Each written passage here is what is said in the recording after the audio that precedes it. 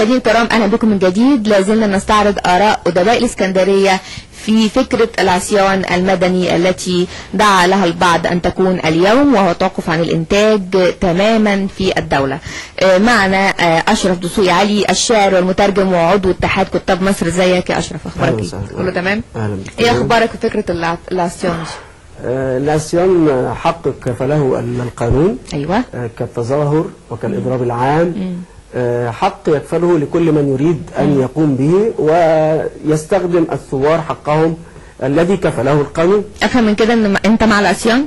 أنا مع كل ثائر في ميدان التحرير وفي ميادين مصر الأخرى، القائد إبراهيم والأربعين بالسويس وكل ميادين مصر.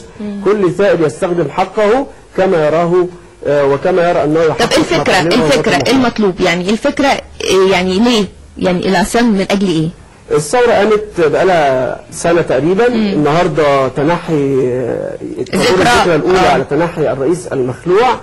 لم يتحقق شيء، يعني عندما لم يتحقق شيء؟ لم يتحقق أي شيء على الإطلاق. المسألة كما هي، كل ما تغير هو مجموعة من الوجوه، مجموعة من الأشكال، قطع من الشطرنج قد تم نقلها من مكان إلى آخر. تجدي أننا وعدنا وعود كثيرة ولم يتحقق منها شيء. أنا عندما آتي كمسؤول، يعني أنا لو أنا رئيس جمهورية أو حاكم مسؤول عن البلد، عندما قبل أن أضع قدمي في هذا المكان في هذا المنصب لابد أن يكون لدي قرارات. عندما إذا قررت أن أرشح نفسي في المحليات أو في مجلس الشعب أو الشورى، قبل أن أرشح نفسي لابد أن يكون لدي برنامج، يكون لدي قرارات، لدي قوانين، لدي لوائح لابد أن أطبقها. أين العدالة الاجتماعية التي لدينا بها؟ أين الحد الأقصى والحد الأدنى في المرتبات؟ انت متصور ان اوكي، احنا خلينا برضو منصفين.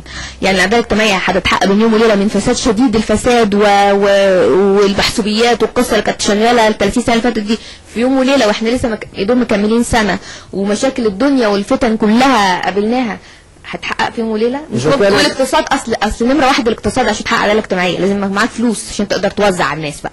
مفيش الكلام ده، لسه عملية برضو بالمنطق كده لسه شوية. إذا كانت هناك إرادة للتغيير سيتم التغيير في دقائق، وليس في سنوات وليس في شهور، في دقائق.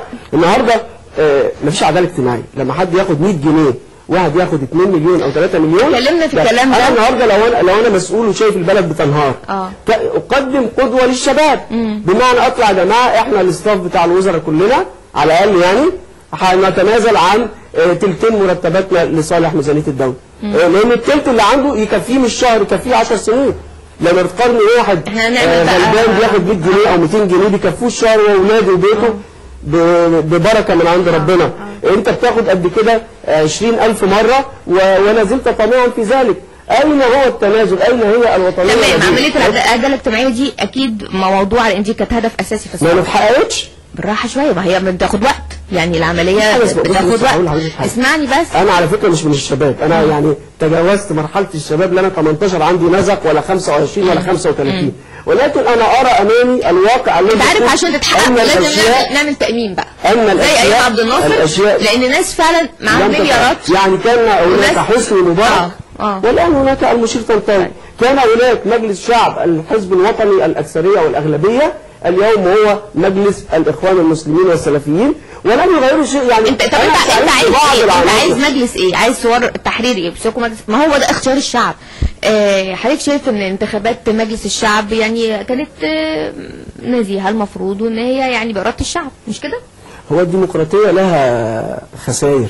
يعني قد يأتي من لا يمثل الشعب حتى لو كان الشعب قد اختاره، لأنه لا يحقق له ما يريد.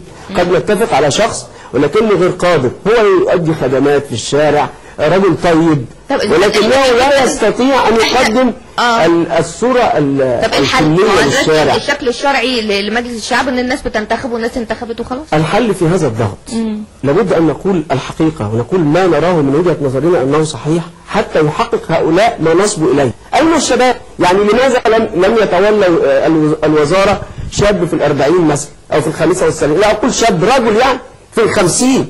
حتى أن هذا الفرق في الأجيال يعني بيحصل فيه تغيير دلوقتي في كل 5 سنين، بيعتبر جيل، ما بقاش 33 سنة زي زمان. ففي سرعة، في رؤية. النهارده حضرتك بتقعدي على الكمبيوتر يا دوب بتستخدميه، لكن لو عند ابن حضرتك 5 سنوات أو 6 سنوات هو يستطيع أن يأتي بما لا يخطر ببالك. حضرتك احد الشباب السكندري، المفروض ان انت مستنير يعني ومطلع على الثقافات، شايف الوضع ازاي؟ متفائل ولا غير متفائل؟ برغم كل ما يحدث، برغم عدد الشهداء الذي يتزايد يوميا، برغم عدد المصابين والإصابات التي في القلب والإصابات التي في العين وفي النفس قبل كل ذلك، ما زلت متفائل بدل هناك شباب بهذا الحماس، بهذه القوة، بهذه السلمية. وأنا أؤكد على أن العصيان المدني أو أي نوع هو سلمي 100%، لا يوجد تخريب، ونحن ضد المخربين. وأقول أن السلمية هي التي أعطت ثورة يناير شرعيتها، فنحن معها، وأنا في قمة التفاؤل وأقول الثورة مستمرة.